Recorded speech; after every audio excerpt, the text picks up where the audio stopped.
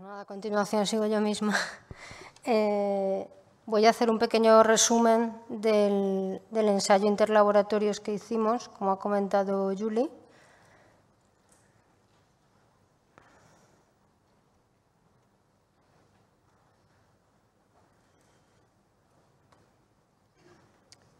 Vale, pues ya digo, este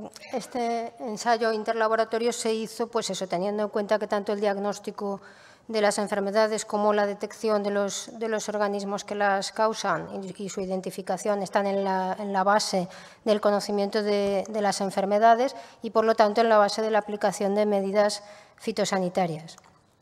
El diagnóstico hace referencia, como todos saben,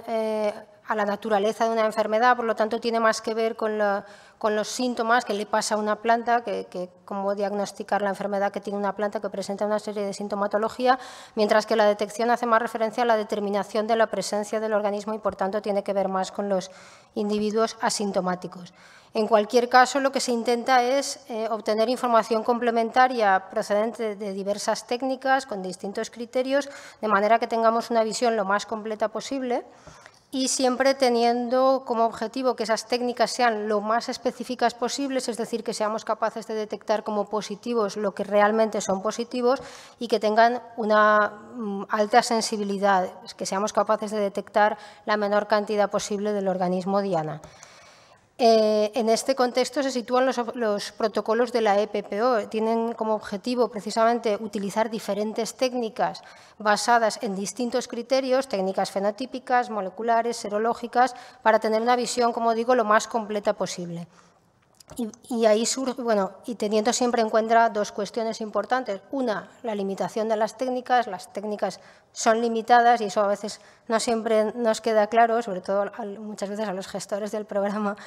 Las técnicas tienen un límite y además entre técnicas, como se refleja en esta tabla que recoge algunas de ellas, pues unas tienen unas ventajas y otras tienen unas limitaciones. Tenemos que saber exactamente a qué queremos responder. Y luego, teniendo en cuenta también algo de lo que hemos hablado esta mañana, y es que en las fases que tiene una enfermedad, por ejemplo, las enfermedades transmitidas por Xylella fastidiosa, donde interviene también un insecto vector, como sería este caso, pues claro, lo ideal es que podamos detectar en las fases más tempranas, pero en realidad las técnicas que estamos utilizando de modo rutinario hoy en día detectan en fases más bien avanzadas. Las técnicas que pueden detectar en etapas más tempranas están todavía en desarrollo, como hemos estado comentando esta mañana. Entonces, estos dos factores son importantes a la hora de tener en cuenta estos protocolos. Y aquí se sitúa el protocolo de diagnóstico de la EPPO para Xylella fastidiosa, un protocolo muy mimado que lleva ya desde el año 2004 5 revisiones. La última, esta que ven aquí, la quinta, es muy reciente, es de 2023, y donde las principales novedades, podríamos decir, en los que lo conozcan pues sabrán que es un protocolo que es un tocho, que realmente es una recopilación de técnicas, pero bueno, que es muy útil. Y las principales novedades, como digo, pues es el detalle que se da en este protocolo sobre el muestreo de material vegetal, basándose precisamente en resultados de los proyectos europeos que se han comentado esta mañana, como el PONTE y el XF-Actors. Y luego tiene también incluye una serie de protocolos de PCR destinados a la determinación de la subespecie y el ST basado también en resultados de los proyectos. Pues bien, uno de los objetivos de la red Diversifas, como ha comentado el doctor Juli Peretto, es el intercambio, y en general de todas las redes CITED, es el intercambio de información y de conocimientos. Y en este caso, entre los países con enfermedades de Xylella o con la amenaza de Xylella, en este caso también en cuanto a actividades de prevención y control, que tienen entre sus elementos, obviamente, la detección y el diagnóstico. Pues bien, lo que se hizo, como él ha comentado, fue aunar esfuerzos con otra red CITED iberoamericana, una red para la prevención, diagnóstico y manejo de bacteriosis de cítricos, Citrivac, que era una red en la que participaban también miembros de Diversifas, como yo misma y como otros, y que trata pues eso, de las 3 principales bacteriosis que hay en este momento en los cítricos, que son la clorosis variegada, causada por Xylella fastidiosa, el chancro bacteriano de los cítricos, causado por Xanthomonas citri, y el temido HLB o Guanlonbing, asociado a especies de Candidatus liberibacter. Entonces, lo que se propuso fue una acción sinérgica entre las dos redes, porque la red Citrivac tenía como uno de sus objetivos homogeneizar los métodos de diagnóstico entre los diferentes países, teniendo en cuenta las realidades de cada uno y las diferencias. Entonces, esa acción sinérgica trataba precisamente eso, de armonizar esas técnicas de diagnóstico de las 3 principales bacteriosis, y la herramienta que se ha utilizado para ello fue un ejercicio colaborativo para evaluar la capacidad técnica de los distintos laboratorios implicados y facilitar el entrenamiento, la capacitación para aquellos laboratorios que lo requiriesen, que es uno de los objetivos también de las redes iberoamericanas. Para hacer ese ensayo lo que hicimos fue secuencialmente, primero, analizar la situación, es decir, de dónde partíamos, después se hizo el diseño y la preparación del ensayo y, por último, la ejecución. El análisis de la situación, como digo, era ver un poco de qué situación partíamos, puesto que eran grupos muy distintos, con realidades diferentes. En esta primera etapa participaban solo grupos potencialmente interesados en el ensayo que pertenecían a la red CITRI-BAC de varios países americanos y nuestro propio laboratorio de Libia. Y entonces lo que se hizo en el año 2019 fue una encuesta sobre qué protocolos de diagnóstico utilizaba cada uno de esos grupos en cada una de esas bacteriosis, y también del equipamiento del que se disponía. Esto es una muestra así en pequeñito de las tablas que rellenaron cada uno de los países. Estaba Argentina, Brasil, España, Costa Rica, Uruguay, República Dominicana, Cuba, que es, como ha dicho Lochi, la coordinación de las redes de una investigadora cubana, la doctora Lochi Batista. Y bien, pues en estas tablas lo que vimos fue lo que utilizaba cada uno para cada una de esas bacteriosis. Yo aquí he resaltado lo que se respondió en el caso de Xylella fastidiosa, y podemos ver que solo 2 países, o solo 2 laboratorios, solo 2 grupos, uno de Brasil y otro de España, hacíamos aislamiento de la bacteria. También Costa Rica hacía técnicas serológicas. En los métodos de extracción había una cierta diversidad. El PCR en tiempo real no utilizaban todos los países, los ensayos de patogenicidad tampoco se hacían en todos los países. Bueno, esto es un ejemplo, se hizo para las 3 bacteriosis, y lo que vimos realmente es que había una cierta heterogeneidad entre los laboratorios, no solamente en equipamiento, que también, sino en las técnicas utilizadas. Entonces nos planteamos un nuevo objetivo, que era seleccionar aquellas técnicas más sensibles, pero que pudieran ser accesibles a todos los laboratorios. Entonces hicimos una segunda encuesta, seleccionando nosotros mismos en función de los protocolos que ya están estandarizados, que para eso tienen mucho trabajo detrás de muchos investigadores, seleccionando 2 protocolos de PCR convencional y 2 protocolos de PCR en tiempo real. Pongo aquí en grande el caso de Xylella, para que cada uno de esos laboratorios potencialmente interesados nos dijera si podía utilizar alguna de estas técnicas o cuál de ellas.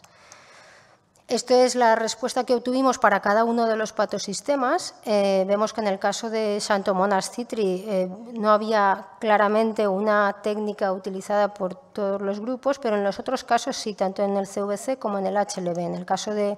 Xylella fastidiosa, en la PCR convencional, casi todos los grupos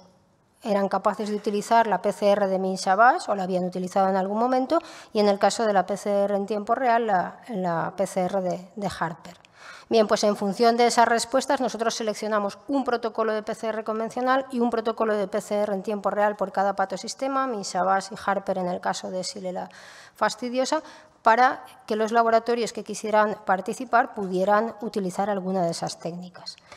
Bien, llegó ya el momento del diseño y la preparación del ensayo. En el caso de las bacterias cultivables, como Xylella fastidiosa y Xanthomonas citri, pues utilizamos suspensiones de la bacteria a partir de cultivos. Se hizo una extracción de ADN, se mezcló con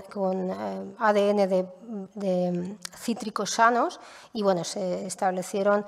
hicieron distintas diluciones, desde 10 a la 7, 10 a la 5 aproximadamente, y en el caso de la bacteria que no es cultivable, como Candidatus liberibacter, utilizamos material vegetal de cítricos infectados. Gracias a nuestros amigos colaboradores se extrajo el DNA y a partir de ahí hicimos diluciones. De manera que hicimos 2 paneles, 2 modelos para cada uno de los patosistemas, para que hubiera una cierta variabilidad entre laboratorios, y como ven ahí mandamos a cada laboratorio que quisiera participar en cada uno de los patosistemas uno de los paneles que contenía 5 muestras positivas para el organismo diana, 3 muestras negativas y un control positivo de amplificación. Bien, pues entonces, según cada laboratorio lo que había elegido participar, pues se les mandaron los paneles de muestras. En teoría había 3 paneles de muestras de ADN, un panel por cada patosistema, 8 muestras por cada patosistema, más el control positivo de amplificación. Ahí ven las cajas y todo el follón que tuvimos en el laboratorio para mandarlo. Además, se suministraron los iniciadores y las sondas liofilizados, se suministró la polimerasa para la PCR convencional y los laboratorios que participaban se comprometieron a adquirir una PCR, un mix de PCR para la PCR en tiempo real, precisamente para evitar los problemas de transporte, que eran muchos, y con los países americanos muchos más. Se adjuntaron unas instrucciones para una correcta manipulación de las muestras y ya se procedió al envío. En una primera fase participaron 15 laboratorios, 4 de Argentina, 3 de Costa Rica, 2 de Cuba, 4 laboratorios españoles, 1 de Portugal y 1 de República Dominicana, pero en una segunda fase, como ha comentado Julie, OIRSA, que es ese organismo americano que vela por la capacitación de los laboratorios de sus Estados miembros, quiso participar autofinanciándose ellos la participación, pero con nuestros paneles de muestras, y entonces entraron varios otros laboratorios. Un laboratorio colombiano, aunque Colombia no pertenece a esta organización, se le permitió participar, uno de El Salvador, otro de Guatemala, de Honduras, de México, de Nicaragua, de Panamá, y en esta fase se sumaron otros 2 laboratorios españoles. En cuanto a participación, el patosistema donde participaron